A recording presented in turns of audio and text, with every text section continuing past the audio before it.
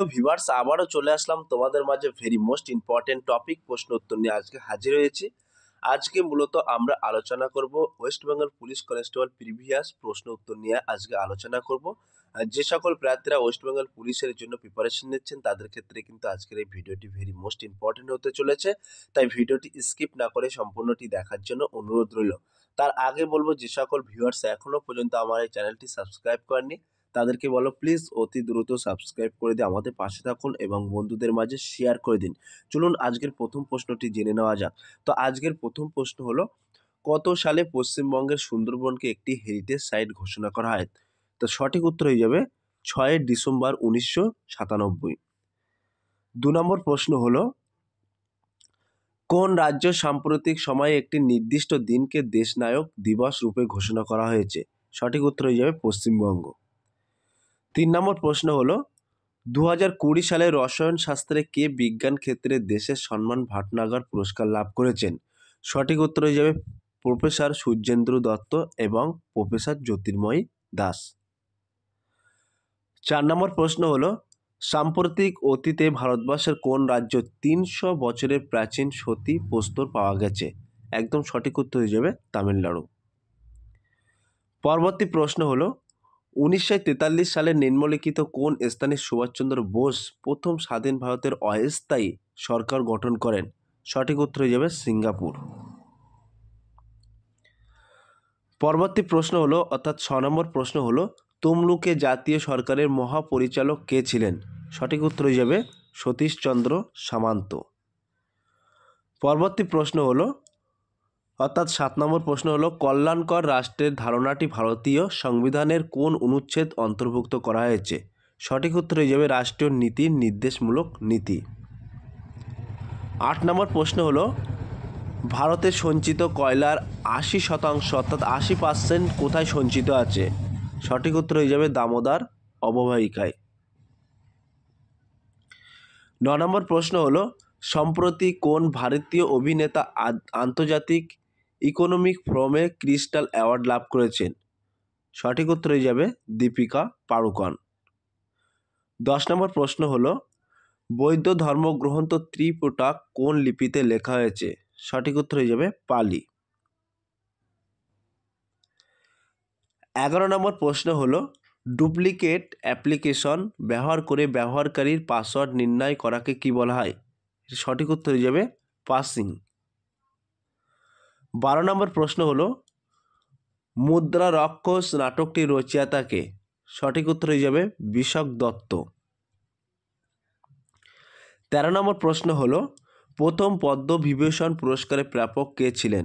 সঠিক উত্তর হয়ে যাবে সত্যেন্দ্রনাথ বোস। 14 নম্বর প্রশ্ন হলো, ভাবা অ্যাটমিক রিসার্চ সেন্টার কোন রাজ্যে অবস্থিত? সঠিক উত্তর হয়ে যাবে মহারাষ্ট্র। 15 নম্বর প্রশ্ন হলো, বিধান পরিষদের সদস্যদের মেয়াদকাল কত?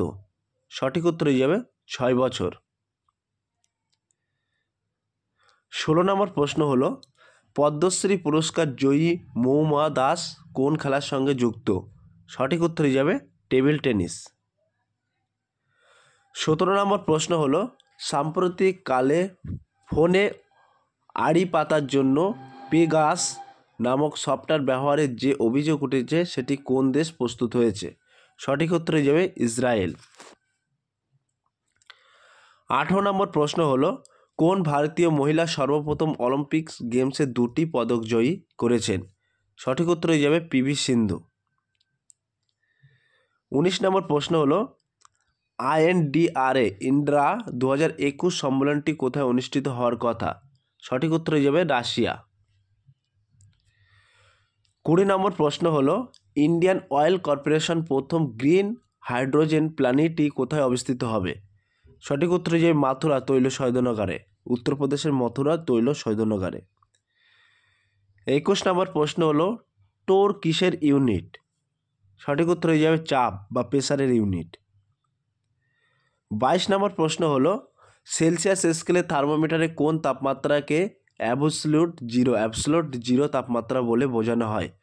সঠিক উত্তর হয়ে যাবে -73.15 ডিগ্রি কেলভিন সেলসিয়াস। 23 নম্বর প্রশ্ন হলো ফায়ার আইসি বলতে নিম্নোক্ত কোনটিকে বোঝানো হয়? সঠিক উত্তর হয়ে যাবে মিথেন হাইড্রাইড। 24 নম্বর প্রশ্ন হলো যদি ব্যারোমিটারের পারদস্তম্ভের দ্রুত হ্রাস হয় তবে তার দ্বারা নিম্নলিখিত কোনটি অনুমান করা যায়? সঠিক উত্তর হয়ে যাবে ঝড়ের সম্ভাবনা। 25 নম্বর প্রশ্ন হলো নিম্নলিখিত কোন ব্যক্তি ইস্ট ইন্ডিয়া কোম্পানি দ্বারা জগৎ শেঠ নামাঙ্কিত হয়েছিলেন? সঠিক উত্তর হয়ে যাবে মানিক চাঁদ। 26 নম্বর প্রশ্ন হলো কলকাতাকে আলীনগর নামকরণ কে করেছিলেন? সঠিক উত্তর হয়ে যাবে সিরাজউদ্দৌলা। তাহলে কলকাতার অপর নাম কিন্তু আলীনগর, মনে রাখবেন। 27 নম্বর প্রশ্ন হলো ধূমকেতু কার ছদ্মনাম ছিল? সঠিক উত্তর হয়ে যাবে কাজী নজরুল ইসলাম। 28 নম্বর প্রশ্ন হলো কোন গভর্নর জেনারেলের আমলে ব্রিটিশ শাসিত ভারতবর্ষের প্রতিটি থানা ইন্সপেক্টরের অধীনে পরিচালিত হওয়া শুরু হয়? সঠিক উত্তর হয়ে যাবে লর্ড কর্নওয়ালিস।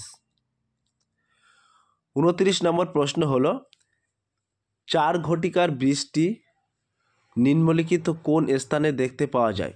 সঠিক উত্তর হয়ে যাবে অ্যামাজন ও কঙ্গো অববাহিকায়। 30 নম্বর প্রশ্ন হলো নিম্নলিখিত কোনটি দীর্ঘতম নদী? সঠিক উত্তর হয়ে যাবে ব্রহ্মপুত্র। 31 নম্বর প্রশ্ন হলো তুঙ্গাভদ্রা কোন নদীর উপনদী? এটা সঠিক উত্তর হয়ে যাবে কৃষ্ণ নদী। 32 নম্বর প্রশ্ন হলো তেহেরি বাঁধটি কোন নদীর উপর অবস্থিত? সঠিক উত্তর হয়ে যাবে গঙ্গা। 33 নম্বর প্রশ্ন হলো ভারতবর্ষের কোন রাজ্য বনভূমির শতকরা পরিমাণ সর্বাধিক? সঠিক উত্তর হয়ে যাবে মিজোরাম। 34 নম্বর প্রশ্ন হলো ভারতবর্ষের কোন রাজ্যে সর্বপ্রথম কফি চাষের প্রচলন হয়? কর্ণাটক। 35 নম্বর প্রশ্ন হলো সানরাইজ ইন্ডাস্ট্রি বলতে নিম্নলিখিত কোন শিল্পকে বোঝায়? এটি কিন্তু কম্পিউটার শিল্পকে বোঝায় এবং পেট্রোকেমিক্যাল শিল্প। 36 নম্বর প্রশ্ন হলো ভারতবর্ষের দীর্ঘতম জাতীয় সড়ক কোনটি? NH-44। 37 নম্বর প্রশ্ন হলো নিম্নলিখিত কোনটি ভারতের একটি শুল্কমুক্ত বন্দর? মুম্বাই।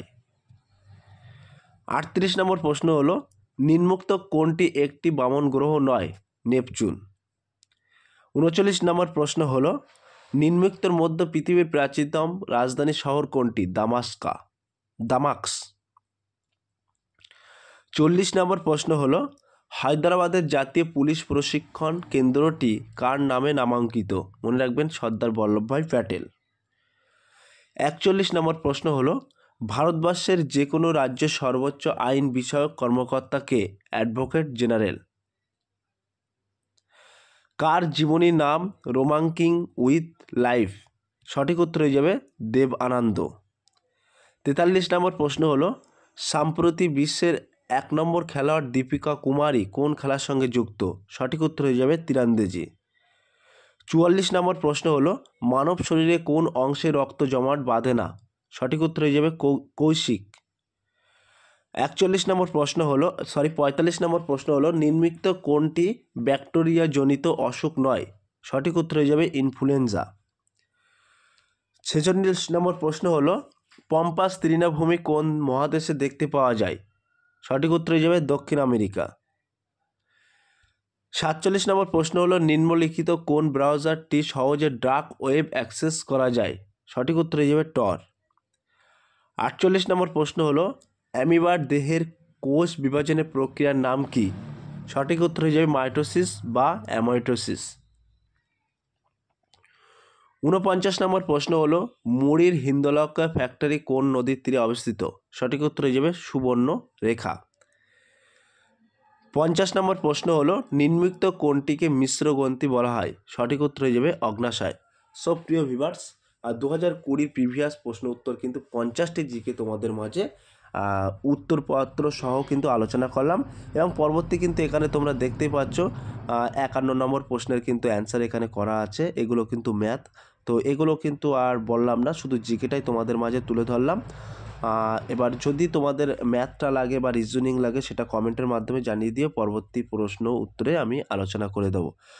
সো প্রিয় ভিউয়ার্স, এই ছিল আজকের ভেরি মোস্ট ইম্পর্টেন্ট পশ্চিমবঙ্গ পুলিশের প্রিভিয়াস প্রশ্ন উত্তর নিয়ে আলোচনা করলাম। যদি আজকের এই ভিডিওটি ভালো লেগে থাকে প্লিজ লাইক, কমেন্ট এবং শেয়ার করে দিন বন্ধুদের মাঝে।